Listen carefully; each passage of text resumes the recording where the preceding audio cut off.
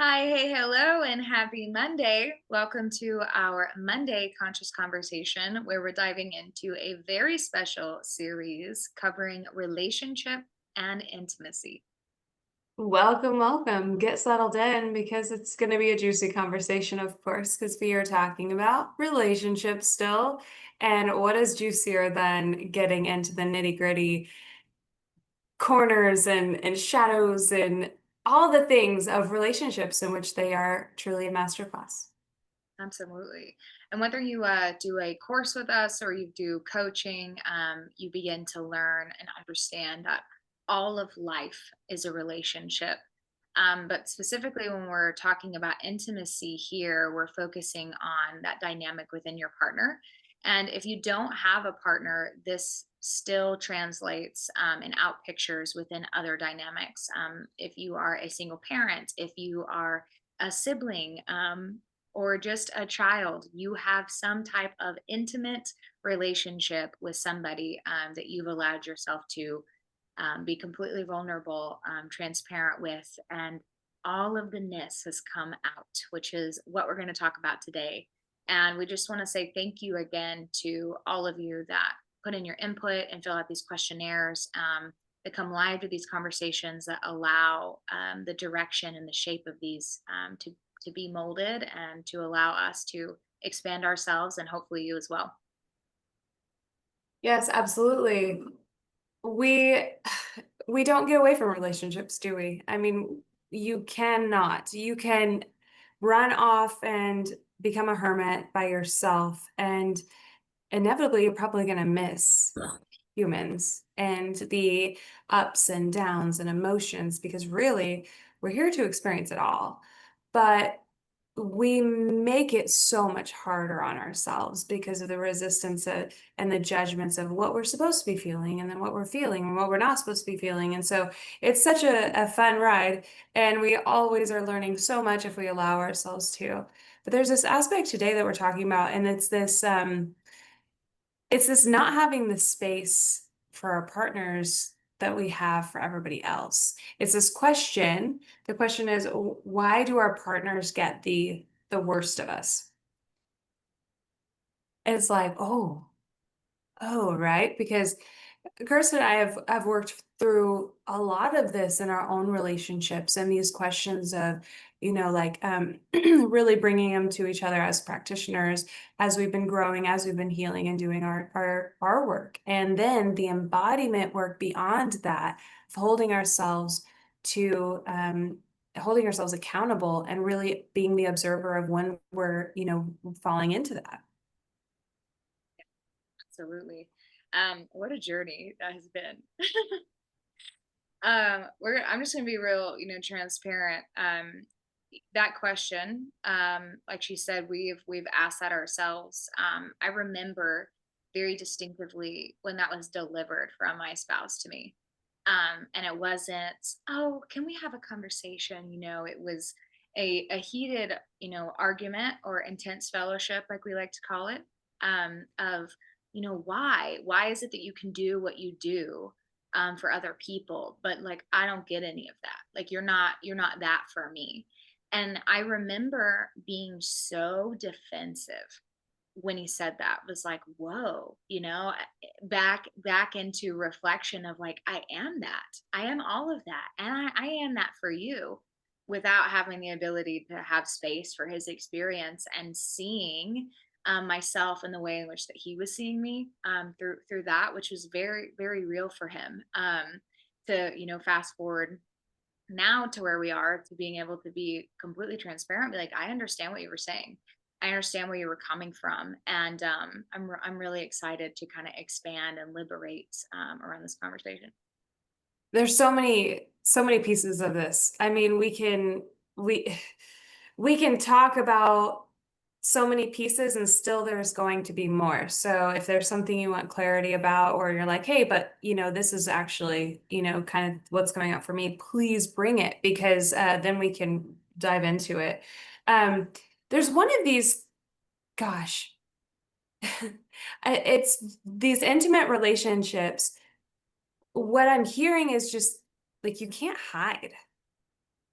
You can't hide. We go out into public and we act and be what we believe is socially acceptable, what we are supposed to do and be, and the outside world gets so loud and we have so many responsibilities, and then you hear like this stuff is stacking up, stacking up, stacking up. We're like trying to put on this, and I'm not saying that you're not authentic out in public, but we're just held to such a standard, or we hold ourselves to such a standard of what we've been taught of how we act, that we ignore and push down a bunch of stuff or bypass a bunch of stuff, and then we get home where we're safe and we're just like, bleh, right? We dump because we don't pause and take, do the self-care, do the self-regulation, which is absolutely possible to not vomit it or blah, blah, all over those that are closest to us, the kids that, are wild and rambunctious or needy that day or emotional or whatever they've got going on, that we're tapped out because we've been in public or we've got all these things on our minds. And then there's our spouse also, that also depends on our camaraderie, also depends on our support and our love, as they are doing the same thing. They're out in public, they're doing the things, they're filling up because of what they're having to behave like or feel or act like out in public, and they come home like that too. My gosh, there's two of us, there's however many of us in the home that are all at our safe space going, "Ugh," it's just, and how does that end up coming out at each other? Yeah. Ugly. Like almost, when you kept doing the blah, I was having this visualization of like where you're like trying to pull the rope back, like you're trying to like shove it back in, like, oh my gosh. And what we never do here is try to create this fictitious picture of perfection.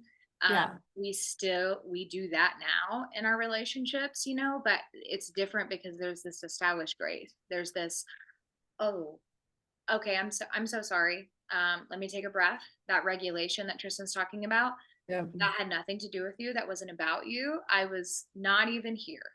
And what we mean by that, and we teach our clients in our community about autopilot, is when that mental load is so full, that baseline of reaction which you've established, this personality, this persona that is you, um, isn't present anymore. It's like, oh, I'm thinking about the bills, I'm thinking about the kids, I've got this medicine to take care of, I've got this going on, and something comes at us and we bleh, and then we're met with whoa, the altercation, the resistance. It's like, don't talk to me like that, or where was that from? And then, oh my gosh, we have to pay attention. What did I just do? And we become so, defensive, which is usually where we start to see the spiral that happens, right? It's like, Mm. oh, you don't understand me, like I'm doing everything that I can, et cetera, whatever your identities, your beliefs are. And then here we are again finding ourselves in opposition to our partner, in opposition to this relationship, when all inherently at a base we're just trying to be a team, we're trying to establish connection, we're trying to be seen, and we see them as the opposition to that, but in reality it's us. Mm. We are creating this experience of dysregulation and not being present, that we allow this autopilot to show up and take over for us. And while it thinks it's competent, it is not usually so. Exactly, and we're both doing it. We're all doing it. So if we're not, if we have so much going on and we have the job and we start to fall into this this autopilot, you guys, the autopilot is when we are not present. The autopilot is when our mind is somewhere else. The autopilot is when everything's stacked up, we're not regulating, and we're just doing what we do. Well, guess what? These old programs that we witnessed as children, we've created over life, that trauma's created us to be, what we've seen, our parents act like, whatever. Guess what? Because, like you said, that autopilot and these programs with a reminder like, "Hey, it's okay. Pay attention to that stuff because I got you. I got relationship. I know what I'm doing. I've seen it all. I know how to act. I know how to handle relationships." And that's why all of a sudden, like, you're like, "I'm married to your father. Where'd you go? Like, where did this come from?" And like, and then and the other way, right? It's like, "Who are you? You're acting like your mother, whatever." And like, we don't we don't bicker like this, or we don't go cold like this, or we don't create a like, what's going on? That takes presence and observance though. Or next thing you know, you're 10 years down the road and you live with this creation that you've now created as a relationship out of old stories, old habits, old cycles, old ruts, and you've let it create this creation of all of that. And that's not what you intended when you first started, and when you like have that like couples vacation, and you drop back in with each other and you're like, "Oh my god, I like you," and like, let's always be like this, because the world shut off and you were brought back to being present with your partner and it's day to day. So it's paying attention to when people are not present, we're not self-regulating because we're not present. We're not understanding what's going on because we're not present. Our autopilot is like, "I got you." And what your autopilot's like, "Yeah, I watched your parents get divorced, and I watched this, and I watched the fights, and I watched this," and that's what's like, "Yeah, homie, I'm a master." And we just do it if we're not aware. So I think the awareness and the presence is the absolute lifesaver to regulate however we need to regulate. Guys, it's breath. It's a moment. It takes not picking up the phone and just scrolling and then builds, and it's the pause. It's the pause. It's the pause. It's the becoming present and choosing to be here now with those people that we love, because if we're not in control. Full body chill, sister. And what I'm reminded of in this moment is actually a post that you came across before we started doing this series.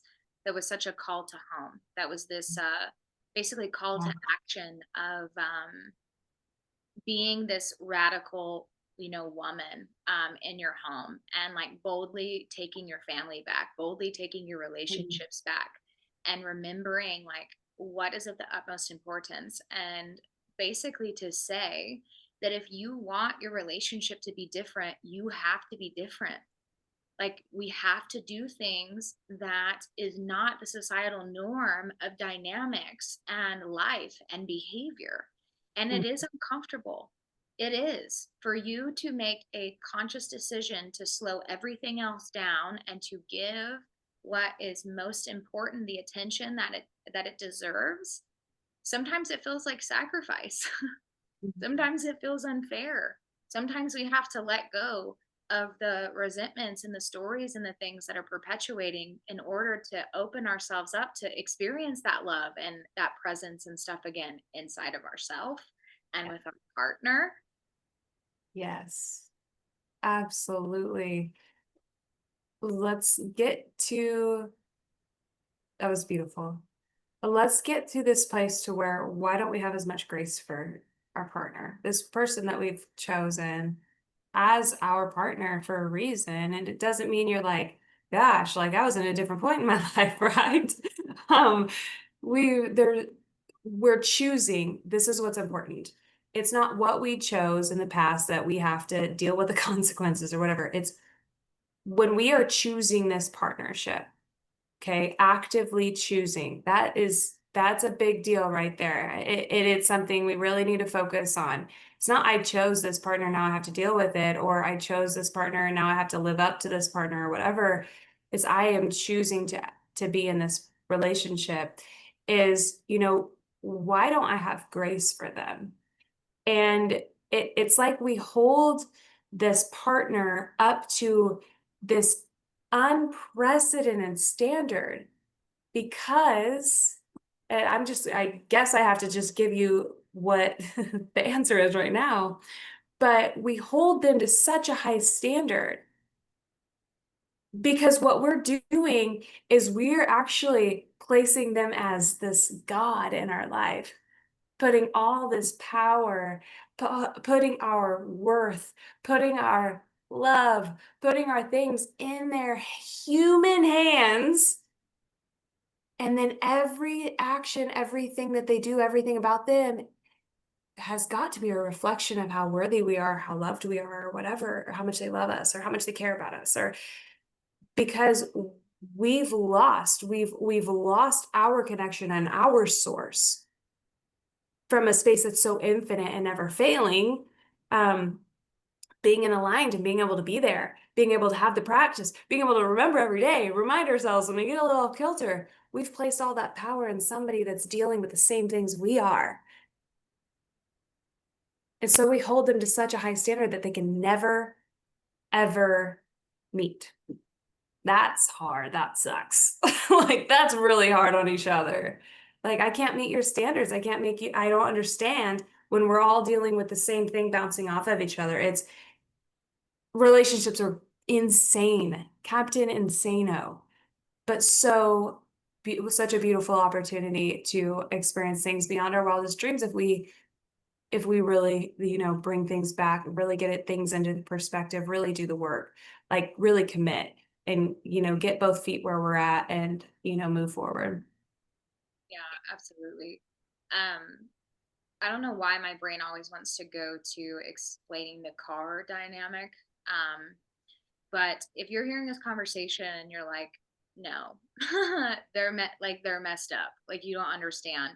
You can replay like the di- the dialect, the tone, the this, the that, and you're continuously in replay mode of like trying to prove your innocence, Mhm. or like trying to prove them is wrong.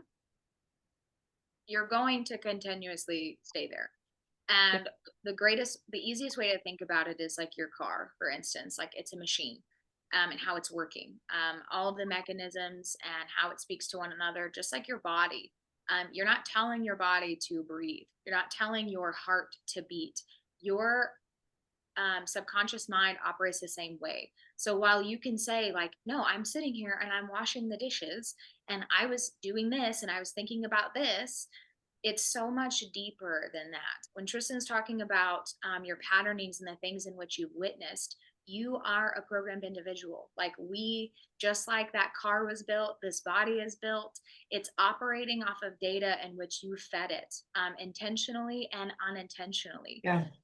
What we know about the brain now is so powerful. The first 7 years of your life, just like taking a snapshot of your childhood, yeah, your brain, it accepts. It's like, oh, boys will be boys, girls will be girls. Okay, taking it all in, and it is as is. And then we watch it out picture, and we have these confirmation biases over and over and over again. And what can be really awesome, and encouraging is that just like a computer, just like a car, you can change the mechanism and the way it functions. We can have upgrades, we can have new downloads, and change the way it operates, and you have that ability. And that is like what we're talking about here, this call to action and saying like, yes, I know what I'm committed to in my relationship. I know I'm committed to being with this person. I'm Mhm. committing to experiencing intimacy beyond my wildest dreams, and the daily embodiment that follows that afterwards, that allows you that mental load to shift away, the presence to be there, and that grace to begin to build. It was such a beautiful example, Tristan, where you're talking about the displacement of our connection and source with our partner, because I don't think a lot of people have that, awareness and that recognition of that perpetuation that we do to our spouse, and therein that reflection of what's going on within ourselves as well. It's beautiful. These are the things that they hit us like freight trains, right? As knowledge of going through life as a codependent, and you guys, I want you to be aware of codependency, of how broad that really is and how severe it really is.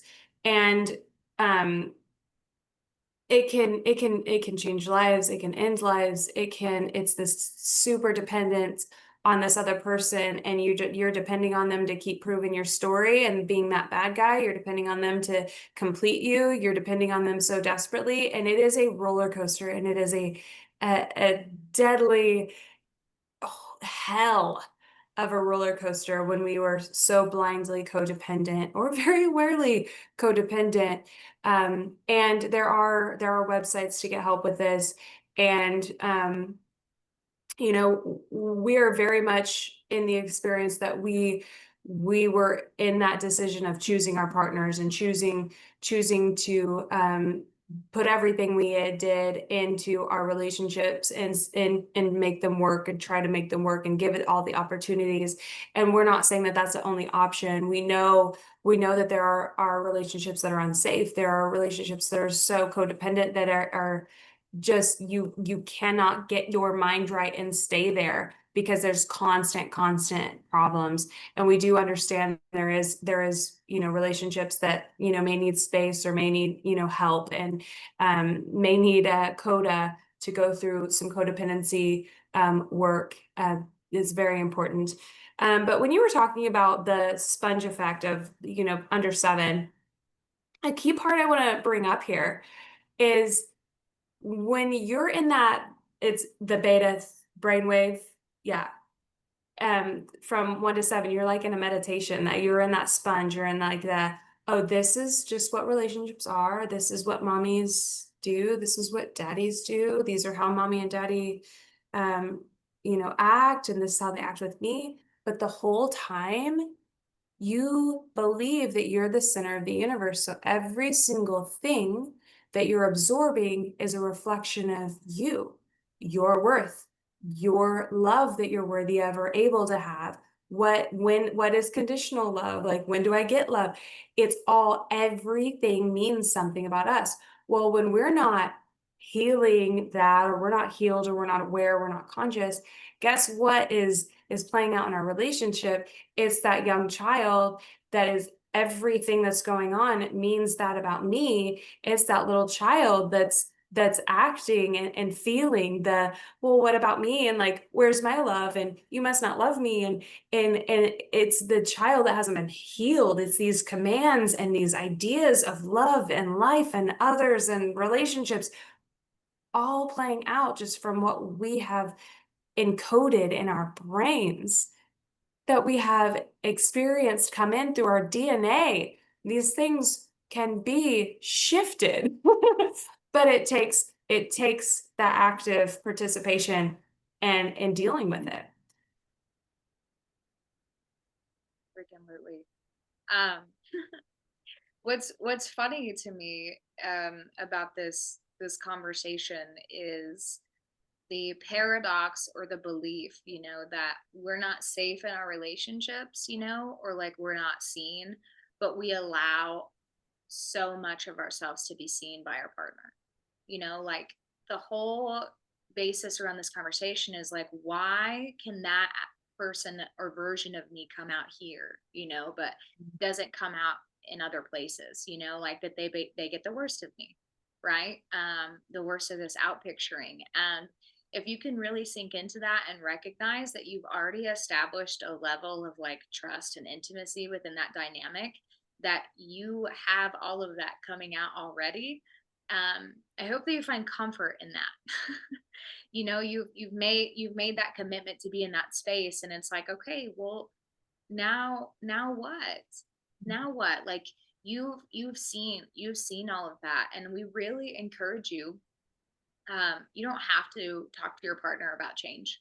You don't have to. There's a beautiful book that we read in semester 2, which is all about relationships, which is the power of, not talking about everything that's going on, and that this need that you're, yes, there you go. This need to have them understand. But if you can sit down and feel that in your heart and have that openness with your partner to say, look, I know I'm not perfect. I know that you're not perfect. I know that I've been trying to make you feel this way or to be this type of person or et cetera, et cetera. and say, hey, I just want you to know, like, I'm committed to completely, seeing you for all that you are. And I would like for you to be completely open to seeing me for all that I am, which is loving you endlessly, raising this, these children together, creating this life together, and having some type of practice within the week where you're not only reminding yourself of that, but you're dropping that in with your partner. My husband and I, we just started this new implementation, and it changes the entire mood. Not even that something bad is going on, but just this drop in, like you were talking about, Tristan, with the honeymoon effect, is we both look at each other and we're like, have I ever told you that you are the best thing that's ever happened to me? And Mm. it's so playful and it's so light, and it's just like, "Hmm, you love me. You care." And so just little implementations and things like that that we can do in our day to day that begin to start that pattern interrupt. If you're not in trauma work, if you're not in a type of practice. I love that. I love that because I think communication is is what helps us get through all this, is being super open.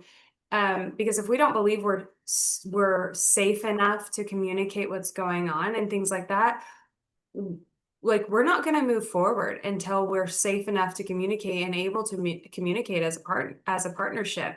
The communication has to happen in the sense of not the communication of we need to improve our marriage and we need that, like we just talked about, like there's things that you don't have to talk about, right? It's the awareness of the psychology and the things that are going on within. But when you're a roller coaster of emotions, a lot of times we make our partner guess what that's about. And they have their own stories of, not being enough, or always being mad at them or something. They have their own shit. And so a lot of times we make them guess or we misplace it because we're not taking the time to understand what's really going on with ourselves. So we let them be the culprit of what's causing our experience. So it's something completely different, something we need to deal with. It has nothing to do with them, but we actually are so unaware that we do make it about them. And so we're either not communicating and allowing them to believe their stories, which, that's going to happen, or we're actually proving those stories and we're actually misplacing, the emotion and things that were going on. So the communication, I think, is, really great. This is something that was really, really, really hard for me to communicate, my feelings and like what was going on and feeling safe to communicate things. I didn't feel like I was safe to do that, since childhood, and to have emotions, it wasn't okay, so this was a big one for me. And I'm at the point that my husband and I have been really, growing in so many ways of being able to communicate, and he feels like he can communicate when he's getting overwhelmed or something. And if I'm starting, he can tell when I'm starting to like, like I need a moment. And I'm just getting overwhelmed. It has not, I love you all. And I like this, just like, but quite literally not making my children guess that, they're a problem or they're too much or anything like that. It's like, I'm just getting overwhelmed right now and I'm good and we're good and I love you, but I just need a breath. And if we can't all just have that moment together real quick, I'm just going to go have that moment and be right back and be all good. Like it's just being honest, but if we're not aware enough to know what's actually going on, we displace it. You guys are too loud. You're touching me too much. Like all the things. And so that just continues the cycles, continues the traumas, continues the shit if we don't take the responsibility to be freaking aware of what's going on and learning ourselves. Absolutely. I know when we started this call, we mentioned our standalone course. It's Yeah. modules that you guys can take. It's a great place to start. We launched that, and we made it accessible, and now we've made it even more accessible. So if you are feeling that nudge and you're ready, to start to get to know yourself more and to be able to create that space within your relationships, that's our invitation for you today. If you've been in the world, you really have a kind of or a clear understanding of, who you are, and know you're bound by some stuff. There's some heaviness there that you just can't seem to let go of, like, no matter how hard you try. Shoot us a message, comment in the group. Let us know that you're needing support, and we would love to have a call with you and talk about what coaching could look like and how that could help transform, you and your relationship. Absolutely, or if it's just like, "Hey, I'm not sure where I'm at and where I should start, like what or who I should work with or even what I should read." Wherever you're at, just you can email us or reach out to us and we can see if we can help point you in the right direction to maybe kind of where you're at and where to start. That course is a great place to start because you get the knowledge to kind of start opening up some doors and to understand and have some practices and have some awareness, even before going into coaching. Or if you're like you said, you're like, no, I'm ready right now, then, give us a call. We'll be excited to talk to you and maybe point you in the right direction. But um, go ahead and check that out. And we love you and we love this conversation. I hope it was helpful. If you have, like I said, any like clarifying questions or like, but what about this? Please bring it on. Bring it on. This is so much fun. We love it. Yeah, we would love to do little drop-ins for clarity around Yeah. specific questions within these series. We have one more call to wrap this up around relationships and intimacy. So if you haven't already, get your input in on the questionnaire and put those questions in and help shape and guide this community. Do it. We love you so much. I love you.